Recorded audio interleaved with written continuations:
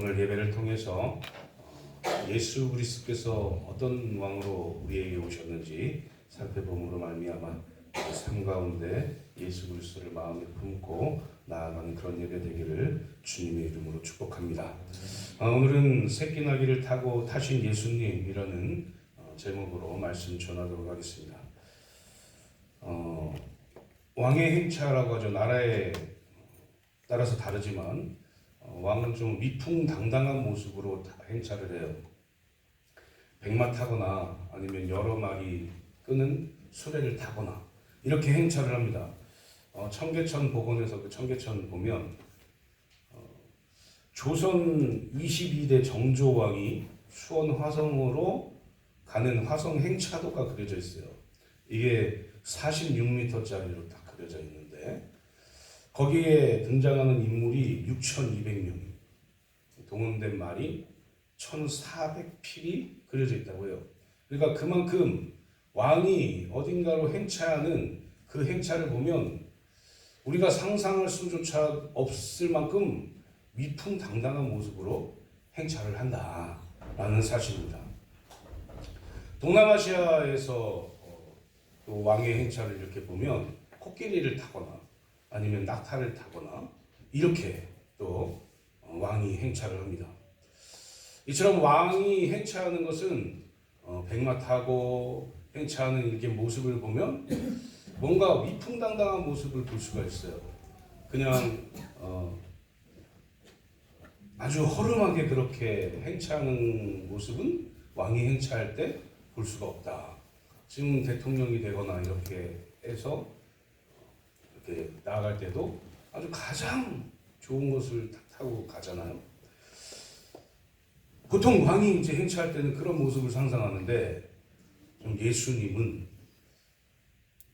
행차하실 때 조금 달랐다. 나귀를 타고 예루살렘으로 들어가십니다. 그것도 새끼 나귀를 타고 가세요. 그냥 우리가 볼 때는 이게 좀 왕의 행차인데 이럴 수 있나? 이렇게 생각할 수 있지만 예수님이 이렇게 왕의 행차를 하신 이유는 하나님이 예언하신 그 예언의 말씀을 이루기 위함입니다. 스가랴 9장 9절의 말씀을 그대로 이루었다. 이사야 9장 7절의 말씀을 이루었다.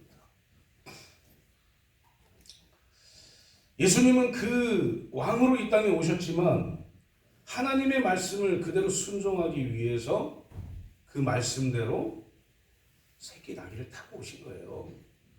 예수님이 다른 왕처럼 아주 볼품없는 분이시거나 아무것도 아닌 분이 아니라 하나님의 말씀에 순종하는 모습을 우리에게 보이기 위해서 하나님이 예언하신 그대로 하나님이 말씀하신 그대로 새끼 나귀를 타고 오셨다라는 사실을 생각하시면 되겠습니다. 근데 새끼 나귀를 타고 이렇게 행차하실 때 좀 우스웠을 것 같습니다. 왜냐하면 이 새끼 나귀를 우리가 상상해 보면 알 수 있어요. 이 나귀는 말과에 속한 짐승인데 영어로 덩키라고 하죠. 그림으로 보여주면 좋겠지만 크기가 종류에 따라서 좀 다른데 새끼 나귀는 1m 정도 됩니다. 이 잔등이. 그래서 다리가 좀 긴 사람은 땅에 닿지 않겠습니까? 어쨌든 그런 새끼 나귀를 타고 오는 거예요. 근데 이 새끼 나귀는 말처럼 빠르지 않지만 성질이 되게 온순해요. 그리고 짐을 잘 싣고 갈 수 있어요. 그래서 짐을 싣는 그런 수레용으로 잘 사용하는 그런 종류예요. 그런데 이 나귀를 예수님이 타고 왕의 행차를 하신다. 제가 조금 전에 말씀드린 대로 예수님께서 이렇게 왕의 행차를 하시는 이유는 하나님의 말씀을 그대로 성취하기 위함이었어요. 이게 왜 그럼 하나님이 나귀 타고 오게 하셨을까? 이렇게 생각할 수 있잖아요. 그냥 더 좋게 하고 좀 진짜 왕처럼 등장하고 이러면 좋은데 왜 나귀 타고 오게 하셨을까? 그렇게 볼품없이 왕의 행차를 하게 하셨을까? 그것은 예수님이 이 땅에 어떤 왕으로 오셨는지를 명확하게 보여주시는 겁니다. 제가 두 번째 이야기할 때 말씀드리겠지만 겸손한 왕으로 오시는 모습을 이 낙이 타고 오는 모습으로 보이셨다라는 사실입니다. 그래서 낙이 타고 오신 거예요. 예수님이 볼품없는 왕이셔서 낙이 타신 게 아니라 나는 겸손한 왕으로 왔다. 이걸 보여주기 위해서 나귀를 타고 오셨다. 이 종려주일에 대한, 그러니까 예수님이 왕의 행차를 하시는 그 모습은 사복음서에 다 기록되어 있습니다. 상식적으로 쉽게 이해되지 않지만 이 나귀를 가지고 올 때 어떻게 하냐면 오늘 말씀에도 나와 있지만 그냥 이 나귀를 어떤 집에 들어가서 나귀 그냥 갖고 오라고 이렇게 얘기하세요. 말씀 한번 볼까요? 이르시되 너희는 맞은편 마을로 가라. 2절에 그리하면 곧 매인 나귀와 나귀 새끼가 함께 있는 것을 보리니 풀어 내게 끌고 오라 이렇게 돼 있어요. 백박에로 들어갈 때. 가능한 일입니까? 상식적이지 않잖아요. 그런데 이 일은 예언을 성취하기 위한 일이에요. 그런데 3절 말씀 보니까 신기한 일이 또 일어나요. 만일 누가 무슨 말을 하거든 주가 쓰시겠다 이렇게 얘기하래요. 이거 왜 내 낙이 가져가십니까? 이렇게 얘기하면 주가 쓰시겠다 이렇게 얘기하래요. 그럼 줄 거래요. 실제로 이거 왜 갖고 갑니까? 얘기하니까 주가 쓰신다고 하신다 이렇게 얘기하니까 실제로 줘요.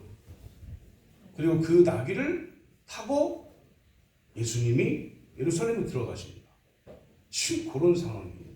좀 상식적으로 이해하지 못하지만 하나님의 예언을 성취하기 위해서 그 일들이 지금 일어납니다. 사랑하는 성도님들, 신앙생활이라는 게 뭘까요? 신앙생활. 하나님과 예수님께서 나에게 원하시는 말을 순종하고 기도하고 말씀 읽고 말씀대로 행하고 하나님의 말씀에 순종하는 것이 바로 신앙생활이잖아요. 그 신앙생활을 할 때 예수님께서 어떻게 말씀하시냐면 예수님도 신앙생활이라는 걸 이 땅에 오셔서 하셨어요. 우리가 어떻게 할 수 있냐면 하나님의 말씀을 알고 말씀을 전하고 말씀대로 살고 하셨잖아요. 그리고 기도하시고 예수님이 기도 안 하셔도 되잖아요. 신이시니까. 그런데 기도하셨단 말이에요. 하나님께. 그 신앙생활을 하셨어요. 우리와 똑같이. 그런데 예수님이 이 땅에 오신 이유가 분명히 있습니다. 그것은 예수님이 당신이 뭔가를 얻기 위해서가 아니에요. 마가복음 10장 45절 말씀을 보면 뭐라고 되어 있냐면 인자가 온 것은 섬김을 받으려 함이 아니라 도리어 섬기려 하고 자기 목숨을 많은 사람의 대속물로 주려 함이니라 이렇게 말씀하셨단 말이에요. 그러니까 예수님이 이 땅에 왕으로 오신 이유는 목적은 자신이 섬김을 받으려고 하는 게 아니라 대속물로 십자가에 죽으시고 그것을 믿는 자들이 구원받게 하기 위해서 이 땅에 오셨다는 얘기예요. 그러니까 좀 우리의 상식과는 우리가 생각하는 왕의 어떤 그런 상식과는 좀 많이 다르죠. 예수님은 그렇게 이 땅에 왕으로 오셨다. 그래서 겸손함을 보이기 위해서 나귀도 타시고 오셨다. 라는 사실을 기억하시면 되겠습니다. 그러니 우리는 오늘 종려주의를 맞이해서 그리스도인으로서 예수님을 어떤 왕으로 모시고 살아야 되는지 어떤 왕으로 고백하면서 살아야 되는지 많이 생각하고 또 많이 마음에 새기면서 그렇게 나아가시는 저와 성도님들 되시기를 주님의 이름으로 축복합니다. 오늘은 종려주일인데 종려주일은 예수님께서 새끼 나귀를 타고 예루살렘에 입성하실 때 제자들과 무리가 종려나무 흔들고 종려나무 땅에다 깔고 이렇게 하면서 예수님이 지나갈 수 있도록 왕의 행차를 하는 그 날이 바로 종려주일이다 라는 사실입니다. 어떤 이들은 자기의 겉옷을 새끼 나귀 장등에 얹기도 하고 예수님 탈 수 있도록 얹기도 하고 바닥에 깔기도 하고 이렇게 하면서 왕이 행차하는 그 길을 호산나 호산나 하면서 찬양했던, 그게 바로 이 종려주일입니다. 그렇다면 이 새끼나귀를 타신 예수님은 과연 어떤 왕으로 이 땅에 오셨을까? 사실 그리스도인들은 이게 중요한 거죠. 그리스도인들이 예수님은 이 땅에 인간적인 것들을 해결하려고 오셨다라고 생각하는 것 자체가 좀 틀린 것이다. 그러니까 우리는 이 땅에 오신 예수님께서 왜 오셨는지, 어떤 왕으로 오셨는지를 잘 생각하고 그것을 믿고 나아가야 된다라는 사실입니다. 한번 살펴보겠습니다. 첫 번째로 예수님은 죄의 값을 해결하신 평화의 왕이시다. 그러니까 평화의 왕으로 이 땅에 오신 거예요. 죄의 값을 해결하신 평화의 왕으로 이 땅에 오셨다. 예수님이 이 땅에 평화를 위하여 오신 하나님의 아들이십니다. 믿으십니까? 하나님의 아들이 이 땅에 오신 거예요. 그런데 인간은 뭘 원하냐면 이 땅에서 살 때 평화롭게 살기를 원해요. 더 나아가면 평안을 가지고 평안 가운데 살기를 원하는 거죠. 가정이 평화롭기를 원합니다. 그 누구도 가정이 불화가 있기를 원하는 사람은 한 사람도 없어요. 만약에 가정에 불화가 있기를 원하는 사람은 약간 정신적인 치료를 받아야 될 사람들이죠. 가정에 평화가 있기를 원해요. 부모 자식 간에, 부부 간에, 형제 자매 간에, 고부 간에, 동서지 간에 화목하고 평안하고 평화로운 관계를 유지하기 위함이 우리 인간들이 생각하는 가장 평화로운 것입니다. 아무리 부자로 살아도, 돈이 많아도 가정에 평화가 없으면 불안해요. 아무 소용이 없는 거죠. 아무리 젊고 건강해도 가정에 평화가 없거나 삶의 평화가 없으면 사는 것 같지 않을 거예요. 재미없을 것 같습니다. 권력을 가지고 있는 사람도 평화롭지 못하면 권력이 무슨 소용이 있겠습니까? 이처럼 평화, 이것은 인간의 삶에 있어서 아주 중요한 것이다. 평화로우십니까? 평안 가운데 사십니까? 네, 말씀을 잘 못하시는 거 보니까 안 평안하십니까? 평안하게 사시기를 소망합니다. 평안을 가지고 예수님 안에서, 하나님 안에서 살아가시는 우리가 되기를 소망합니다.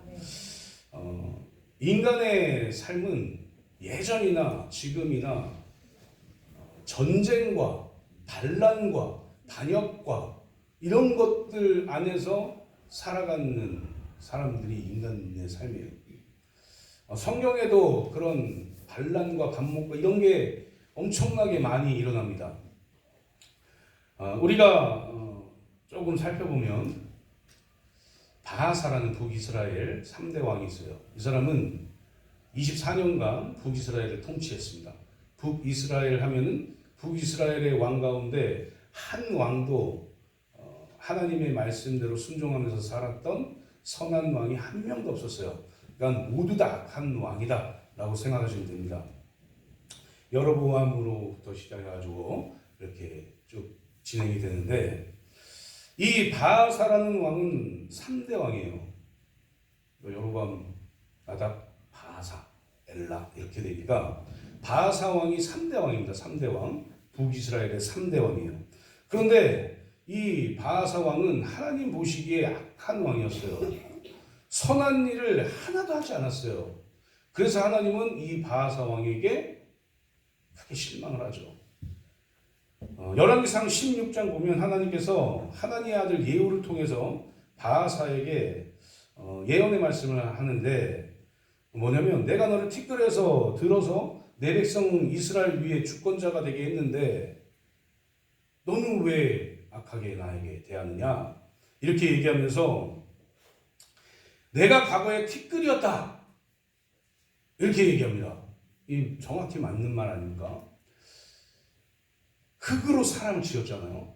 그러니까 티끌이었던 거예요. 근데 이 티끌이었던 이 나의 피조물인 너가 나를 배반하고 나에게 악하게 대하고 지금 그렇게 살고 있지 않느냐, 이렇게 얘기하면서 16장 3절 말씀에 내가 너 바하사와 내 집을 쓸어버려 내 집이 느밧의 아들 여로보암의 집같이 되게 하리니 이렇게 말씀하셔요.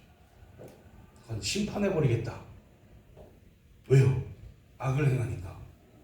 그렇게 말씀을 하십니다. 엄청나게 무서운 경고예요.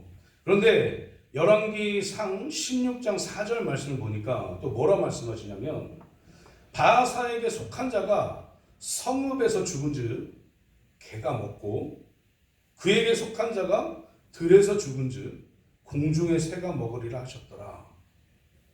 이렇게 경고와 심판의 말씀이 이어져요. 그런데 하나님께서 못마땅하게 여기셨던 이 북왕국 이스라엘 3대 왕은 24년간 왕으로 있다가 실제로 짐승들에게 먹히는 신세가 되어가지고 죽게 됩니다. 그런데 그 뒤를 이어서 엘라라는 바하사의 아들이 왕이 되어 이 왕은 2년간 북이스라엘을 또 다스립니다. 그런데 이 엘라 왕은 아버지를 닮아서 그런 건지 어떤 건지 모르겠는데 맨날 술만 먹어요. 술잔치를 벌여요. 맨날 파티를 하고 로마가 술로 망했잖아요. 파티로 망했잖아요. 맨날 술만 먹는 거예요. 그러니까 하루는 이 술을 막 먹고 취해 있는데 그 신하 중에 병거 절반을 통솔하던 시물이라는 사람이 있었습니다. 군대 장관이었어요. 이 사람이 엘라 왕을 쳐서 죽여요. 그리고 왕권을 찬탈을 합니다. 이 시물이라는 왕이 왕권을 찬탈하고 며칠간 다스렸냐면 7일 동안 다스립니다. 이 시므리가 엘라 왕을 죽여서 왕권을 찬탈했다. 이 소식을 오므리가 듣습니다. 그리고 오므리라는 이 사람도 군대 장관인데 이 오므리를 왕으로 추대해가지고 이 오므리가 시므리가 있는 디르사 성을 딱 에워싸요. 그리고 이 성 안에 불을 질러버립니다. 그러니까 이 시므리가 거기서 자결을 하고 죽어요. 그리고 이제 이 오므리가 이제 왕이 되는 거죠. 이 시므리의 7일간의 이 반정 사건, 이것을 열왕기상 16장 19절 말씀에 뭐라고 하냐면 이는 그가 여호와 보시기에 악을 행하여 범죄하였기 때문에 이렇게 7일간만 또 통치를 하고 죽었다. 이렇게 얘기해요. 시므리가 잘 못 다스려서 죽었다. 이렇게 얘기하지 않고 하나님께 악을 행했기 때문에 평화롭지 못하고 죽었다. 이렇게 얘기합니다. 오므리는 12년 동안 북이스라엘의 6대 왕을 통치를 합니다. 그리고 이 오므리 때 사마리아의 성을 만들어서 북이스라엘의 수도가 되는 거죠. 그리고 왕권이 또 강력해지고, 그런데 중요한 건 이 오므리 또한 하나님을 섬기지 않았어요. 악하게 했단 말이에요. 참 희한한 것 같아요. 북이스라엘은 한 왕도 어떻게 하나님께 선한 행위를 안 했는지 모르겠습니다. 다 악하게 행했어요. 열왕기상 16장 25절 말씀 보면 오므리가 여호와 보시기에 악을 행하되 그 전에 모든 사람보다 더욱 악하게 행하며 계속 악해지고 있는 거예요. 26절 하반절 보면 그들의 헛된 것들로 이스라엘의 하나님 여호와를 노하시게 하였더라 라고 말해요. 이 헛된 게 뭐겠습니까? 이방 신들, 우상들 이런 것들이겠죠. 이런 것들을 섬기고 하나님을 섬기지 않았어요. 그러니까 하나님 앞에서 악을 행하는 그런 일들이 계속해서 벌어집니다. 이 북이스라엘은 계속해서 왕권을 찬탈하고 죽이고 빼앗고 전쟁하고 이런 일들이 엄청나게 많이 일어났던 그런 곳이 바로 북이스라엘이었습니다. 근데 이게 몇 년 전 일이면 2900년 전쯤 일입니다. 지금으로부터 한 3000년 가까이 돼 그때 일이에요. 그때도 이런 일들이 벌어졌었다. 이 현대 사회도 근현대에도 많은 전쟁이 벌어졌죠. 영국에서 발행한 평화 속의 전쟁이라는 보고서에 의하면 2차 세계대전 후만 해도 100개국에서 130건의 군사 분규가 있었대요. 100개국에서 이런 찬탈과 이런 반란과 이런 게 있었던 거예요. 1차 세계대전에서는 1000만 명 이상이 죽었고 2차 세계대전과 6.25 한국전쟁과 월남전에서 그리고 걸프전 등에서 5천만 명 정도가 희생되었다. 이렇게 평화 속의 전쟁이라는 데서 이야기를 합니다. 지금 인류의 역사는 전쟁의 역사다. 평화의 역사가 아니었다. 그런데 이런 상황 속에서 이 인간 세상에 예수님이 오신 거예요. 어떤 왕으로요? 평화의 왕으로 오셨다. 예수님이 이 평화의 왕으로 오셔서 하신 일이 무엇이냐? 십자가 지시고 부활하시고 제자들에게 다시 나타나셔서 샬롬이라고 말씀하십니다. 샬롬이 히브리어로 평안, 평화 이 뜻이거든요. 그래서 이스라엘 백성들은 지금 유대인들은 샬롬 이렇게 얘기하잖아요. 인사하잖아요. 평화를 비는 인사다라는 겁니다. 우리가 편안함과 평화는 좀 달라요. 평안함 이건 좋은 집, 좋은 차 이런 거 타고 뭐 자고 이러면 좋은 침대 자고 그러면 편안하잖아요. 편안해요. 그런데 이 편안함과 평화는 좀 다른 것이다. 이 평화는 에이레네라는 말인데 이것은 예수님이 오셔서 이루실 그런 평강이에요. 예수님께서 이 땅에 오셔서 십자가 지시고 부활하셔서 우리를 구원하시면 이게 무슨 어떤 일이 일어날까요? 이게 지금 제가 말씀드리는 게 평화인데 어떤 일이 일어나냐면 하나님과의 관계가 회복되는 거예요. 그러니까 하나님이 우리와 함께 하시는 거예요. 그러니까 하나님이 함께 하시는 게 평화다. 평안합니다. 라고 말하고 있는 겁니다. 그 일을 예수님이 이 땅에 오셔서 이루셨다. 그래서 예수님은 평화의 왕으로 오신 분이다. 우리 죄값을 해결하시고 평화의 왕으로 이렇게 오셨다. 그러니 우리도 평화로운 삶을 살기 위해서 오직 예수 그리스도를 붙들고 살아야 돼요. 하나님 가운데 하나님과 온전한 관계를 잘 맺고 살기 위해서 힘써야 된다고요. 그래서 우리가 그런 신앙생활을 온전히 해야 된다. 그리고 실제로 이 땅에서도 평강을 누리고 편안한 삶을 또 살아가야 된다.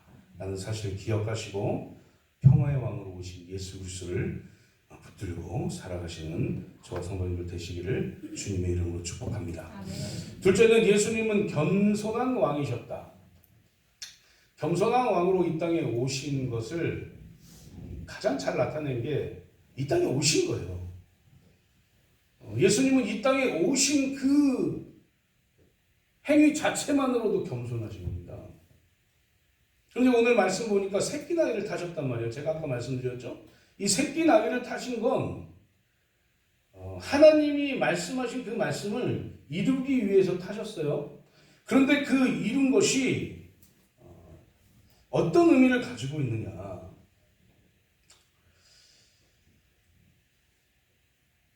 마태복음 21장 5절 말씀 보면 오늘 말씀이죠. 오늘 말씀 보면 시온에 따라 크게 기뻐할지어다. 예루살렘에 따라 시온에 따르게 이르기를 내 왕이 내게 임하나니 그는 겸손하여 나귀 곧 멍에 매는 짐승의 새끼를 탔도다 하라 하였느니라. 아멘. 이렇게 말씀하고 계세요. 스가랴 9장 9절 말씀이 시온에 따라 크게 기뻐할지어다 예루살렘에 따라 즐거이 부를지어다 보라 내 왕이 내게 임하시나니 그는 공의로우시며 구원을 베푸시며 겸손하여서 나귀를 타시나니 나귀의 작은 것 곧 나귀 새끼니라. 이렇게 스가랴에서 예언을 하죠. 이 예언을 이룬 게 오늘 5절의 말씀입니다. 예수님은 이 나귀를 타신 게 겸손한 왕으로 오셨기 때문에 타신 거예요. 예수님이 겸손하지 않고 교만했다면 나귀 타지 않았겠죠. 물론 예수님이 그러지 않으시겠지만 예수님이 하나님한테 제가 왜 그렇게 새끼나귀 타고 그런 초라한 모습으로 왕으로 딱 등장해야 됩니까? 하나님 예언을 바꿔주십시오. 이렇게 교만하게 하셨겠습니까? 예수님은 하나님의 말씀이라면 다 순종하셨어요. 하나도 순종하지 않은 것이 없다. 그래서 이 말씀까지도 순종해서 겸손한 왕으로 이 땅에 오신 겁니다. 하나님께서는 겸손한 사람을 참 좋아하시는 것 같아요. 말씀을 쭉 찾아보면서 겸손에 대한 하나님이 겸손한 사람을 얼마나 좋아하는지 한번 좀 보면 욥기 22장 29절에서는 하나님은 겸손한 자를 구원하셨다 하신다. 시편 17절 보면 하나님은 겸손한 자의 소원을 들으신다. 시편 22편 26절에는 하나님은 겸손한 자를 먹고 배부르게 하신다. 그 외에도 시편과 잠언과 이사야의 겸손에 대해서 상당히 많은 말씀을 하세요. 사도행전 20장 19절 말씀 신약에 넘어와서도 보면 사도 바울은 에베소 교회를 사역을 회상하면서 자신의 지난 날이 모든 겸손과 눈물로 사역했다 이렇게 말하고 있어요. 또 빌립보 교회 성도들에게 편지하면서 빌립보서 2장 3절에 아무 일에든지 다툼이나 허영으로 하지 말고 오직 겸손한 마음으로 각각 자기보다 남을 낮게 여기라고 말합니다. 겸손이 이렇게 중요한 거예요. 골로새서 3장 12절 말씀에서는 사도 바울이 그러므로 너희는 하나님이 택하사 거룩하고 사랑받는 자처럼 긍휼한 자비와 겸손과 온유와 오래 참음을 옷 입고 이렇게 말씀하세요. 사도 바울도 겸손이 중요하다는 것을 알고 있는 거죠. 야고보서 4장 6절 말씀 보면 하나님이 교만한 자를 물리치시고 겸손한 자에게 은혜를 주셨다. 이렇게 또 말씀하십니다. 베드로전서 3장 8절에는 베드로가 마지막으로 말하노니 너희가 다 마음을 같이하여 동정하며 형제를 사랑하며 불쌍히 여기며 겸손하여 이렇게 얘기를 해요. 5장 9절 말씀은 서로 겸손으로 허리를 동이라 이렇게 말합니다. 많은 시편과 잠언과 이사야와 또 신약의 사도 바울이 또 야고보가 베드로가 많은 사람들이 겸손에 대해서 이야기합니다. 이 사람들이 어떤 사람들이에요? 하나님 믿는 사람들. 예수 그리스도를 왕으로 모신 사람들이에요. 이 사람들이 겸손을 얘기해요. 이 이유는 뭐냐? 예수님이 겸손의 왕으로 오셨기 때문에 예수님을 닮은 삶을 살아야 되기 때문에 이 겸손의 중요성을 이야기하고 있는 것이죠. 사랑하는 성도님들, 예수를 믿는 사람들은 겸손해야 됩니다. 내가 얼마나 가지고 있는 게 중요한 게 아니에요. 내가 얼마나 배웠는지가 중요한 게 아니에요. 내가 지금 어떤 권력을 가지고 있는지가 중요한 게 아니라고요. 중요한 것은 겸손한 왕으로 오셔서 나를 구원하신 그 예수 그리스도를 믿고 내가 구원받았다, 이게 중요한 것 아니겠습니까? 그리고 나만 구원받은 게 아니라 예수 그리스도를 믿는 모든 사람은 다 구원받았다. 이 말을 우리가 기억한다면 겸손한 왕으로 오신 그 예수 그리스도 따라서 우리도 겸손하게 살아야죠. 아멘. 겸손하게 사시길 소망합니다. 아멘. 나보다 좀 없는 것 같은 분들을 더 낮게 여기세요. 더 귀하게 생각하십시오. 왜요? 우리는 하나님 안에서 평안을 누리는 한 가족이기 때문에요. 아멘. 교회 교회 안에서 내가 좀 더 잘났다. 내가 좀 더 뭐가 가지고 있다. 내가 좀 더 당신보다 좀 낫지. 이런 생각을 가지고 있는 순간 교만함이 들어요.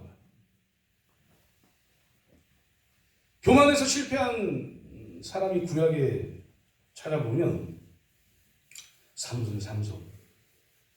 삼손은 교만해서 하나님의 말씀 따르지 않고 순종하지 않고 자기 마음대로 삽니다.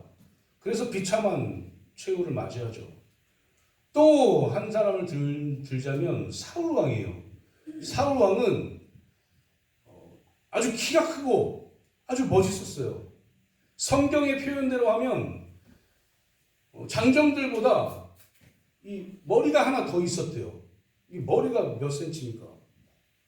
머리가 큰 크기에 따라 좀 다르겠지만 한 20cm 정도 되지 않겠습니까? 이만큼 더 큰 거예요. 지금 한 190 되지 않을까요? 보통 한국 남자의 표준 키가 몇이에요 지금? 173 됩니까? 173? 더 큽니까? 194만 이렇게 되는 거예요. 그렇게 멋있고 싸움도 잘하고 그랬던 사람인데 하나님이 부를 때 겸손하게 진 뒤에 딱 숨어요. 근데 그랬던 사람이 사탄이 들어가니까 교만해지니까 하나님의 말씀에 불순종하는 삶을 살아요. 하나님의 말씀에 불순종하는 삶, 이게 뭐예요? 죄 짓는 삶이거든요. 죄 짓는 삶을 살게 돼요. 그리고 마지막에 블레셋의 침입으로 인해서 자결하게 되죠. 비참한 최후를 맞이하는 거예요. 그러니까 교만함은 비참한 최후를 맞이하는 거예요. 우리가 이걸 잘 가슴에 새겨야 돼요.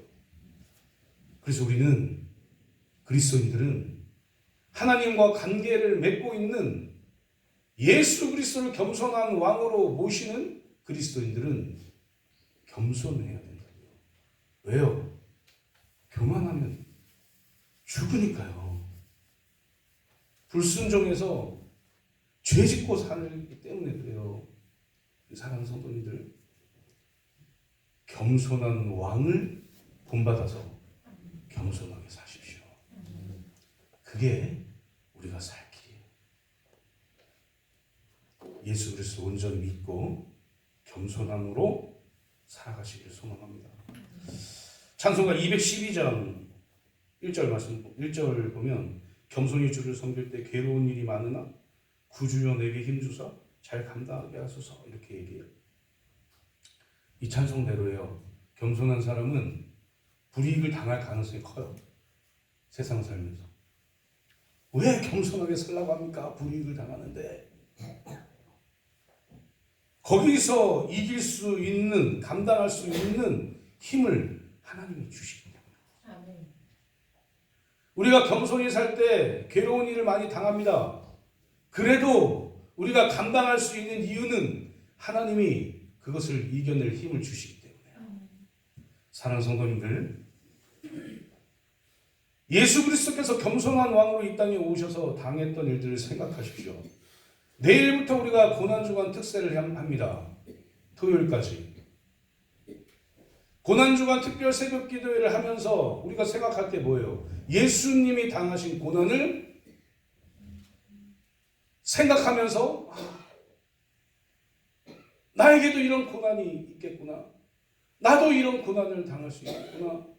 아니, 내가 겸손하게 산다면, 내가 예수 그리스도처럼 산다면 나도 고난 가운데 살겠구나.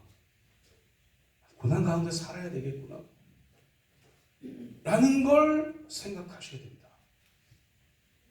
그런데 이 고난에서 겸손한 하나님의 사람은 하나님이 힘주사 모든 것을 감당할 수 있게 해주신다 라는 사실을 기억하시고 겸손한 왕을 본받아서 날마다 겸손하게 살아가시기를 주님의 이름으로 축복합니다. 마지막으로 세 번째는 예수님은 이 땅에 구원의 왕으로 오셨다. 예수님은 구원의 왕이시라는 거예요. 호산나 호산나 하면서 지금 예수님의 행차 때 호산나 호산나 하면서 막 이렇게 환호를 지릅니다. 이 호산나라는 뜻은 주여 나를 구원하소서라는 뜻이에요. 구원해달라는 겁니다. 구원. 그런데 호산나 호산나 하면서 이 뒤따르던 사람이 저 사람 누구야? 이렇게 물어봐요. 그러니까 별로 관심이 없었던 거예요. 그냥 사람들이 호산나 호산나 하니까 우리를 구원할 사람인가? 하고 호산나 호산나 하면서 쫓아간 거예요. 그러면서 저 사람 누구야? 이렇게 물어봤어요. 세상 사람들은 예수님 별로 관심이 없어요. 예수님은 이 땅에 오셨을 때 구원의 왕으로 오셨지만 육적인 것을 구원하기 위해서 오신 분이 아니에요. 예수님은 이 땅에서 많은 일들을 하셨습니다. 성경 말씀 보면 공생의 기간 3년 동안에 엄청나게 많은 일들을 하셨어요. 병자를 고치셨죠. 죽은 자를 살리셨죠. 전도하셨죠. 먹을 게 없을 때 5병의 기적으로 7병의 기적으로 줄인 자들을 배부르게 하셨어요. 성전에 들어가서 이 종교 지도자들과 이야기를 했어요. 그런데 아무도 이 종교자들이 예수님의 이 말씀에 대해서 반박하는 사람이 없을 정도로 그렇게 이 종교 지도자들도 그렇게 좀 잘 다스렸어요. 그러니까 이 사람들이 보기에 어땠어요? 야, 메시아구나, 메시아. 지금 이 로마의 속국이 된 우리 이 이스라엘을 구원할 메시아가 저분이구나 라고 생각하고 쫓아다니지 않았겠어요? 그래서 이 왕의 행차도, 이 종려주일의 이 왕의 행차도 그런 마음으로 쫓아간 거예요. 사람들이 쫓아가니까 저 사람 누구지? 라고 물어본 겁니다. 그때 뭐라고 얘기해요? 갈릴리 나사렛에서 나온 선지자 예수다 이렇게 얘기합니다. 선지자라고 얘기해요. 구주라고 얘기하지 못합니다. 그냥 선지자예요. 갈릴리에서 무슨 선한 것이 나오겠느냐라고 얘기했던 그 사람들이거든요. 그런데 예수님이 했던 여러 가지 일들로 인해서 그냥 막 아무 생각 없이 막 쫓아가는 거예요. 그래서 사랑하는 성도님들, 예수님이 이 땅에 구원의 왕으로 오신 건 아무런 목적과 아무런 생각 없이 오신 게 아닙니다. 더 나아가서 육적인 것을 해결하려고 오신 분이 아니에요. 예수님은 하나님의 나라를 통치하실 왕으로 오신 거예요. 이 예수님께서 우리를 구원하셨단 말이에요. 어떻게요? 단 한 번의 제사로 십자가에 달리셔서 물과 피를 다 쏟고 그것을 믿는 자들은, 예수 그리스도의 십자가와 부활을 믿는 자들은 다 구원하셨다. 아멘. 그리고 죄에서 자유를 얻어 죽음에서 생명으로 옮겨주셨다. 아멘. 이게 예수님이 구원의 왕으로 이 땅에 오신 목적입니다. 아멘. 지금 예수님은 나귀 타고 예루살렘으로 들어가시는데 죽으러 가시는 거예요. 십자가에 달려서 죽기 위해 가시는 길이에요. 왜요? 하나님이 사랑하시고 선택하신 하나님의 백성들을 구원하기 위해서요. 아멘. 사랑하는 성도님들, 우리가 그런 사람이에요. 구원의 왕으로 오셔서 죽으신 그 예수 그리스도를 믿게 된 사람들. 아멘. 그래서 예수 그리스도께서 이 땅에 오신 목적대로 구원받은 사람들이 바로 우리다. 아멘. 육적인 것을 해결하려고 오신 분이 아니다. 예수님은 영적인 것을 해결하려고 오십니다. 아멘. 그러니 구원의 왕으로 오신 그 예수 그리스도를 날마다 붙드십시오. 아멘. 그리고 죄 짓는 삶 가운데에서 우리 있지만 그럼에도 불구하고 죄를 해결해 주시는 그 구원의 왕이신 예수님을 붙들고 하나님께 회개함으로 용서받고 다시 한번 그리스도인으로 다시 서서 온전한 삶을 살아가시는 저와 성도님들 되시기를 주님의 이름으로 축복합니다. 아멘. 이제 말씀 맺도록 하겠습니다. 사랑하는 성도님들, 당시 유대인들에게 예수님은 왕으로 보일 만큼 대단했던 분이셨을 것 같아요. 그러니까 호산나 호산나 하면서 우리를 구원해 주셔서 이렇게 찬양하고 외쳤겠죠. 예수님이 공생의 일견에 보이셨던 일들은 제가 좀 전에 말씀드린 대로 상당히 많은 것들을 짧은 시간에 보여주셨습니다. 예수님은 당연히 그 일을 하실 수 있어요. 예수님은 병을 고치실 수 있고, 예수님은 죽은 자를 살리실 수 있고, 예수님은 줄인 자에게 먹을 것을 줄 수 있어요. 그러나 예수님이 이 땅에 오신 궁극적인 목적이 그게 아니거든요. 이 땅에 예수님이 왕으로 오신 진짜 목적은 하나님의 나라를 통치하시기 위함입니다. 하나님의 나라를 통치하시기 위해서 이 땅에 오셨다. 이 말은 백성들이 있어야 된다는 얘기잖아요. 통치하기 위해서는. 그 백성은 누구냐? 예수 그리스도의 십자가와 부활을 믿어서 하나님의 자녀가 된 우리를 얘기하는 거예요. 아멘. 사랑하는 성도님들, 예수님은 이 땅에 평화의 왕으로, 겸손한 왕으로, 구원의 왕으로 오셨습니다. 아멘. 그래서 우리가 예수 그리스도를 믿는다, 이 말은 뭐냐면 우리를 구원하셔서 우리와 하나님과의 관계를 온전하게 맺어주신 그 겸손하신 예수 그리스도 붙들고 평안한 삶을 사는 것, 이것이 예수님께서 이 땅에 왕으로 오신 목적이다. 그러니 우리가 어떻게 살아야 되겠습니까? 우리가 그리스도인 되어서 어떻게 살아야 되겠어요?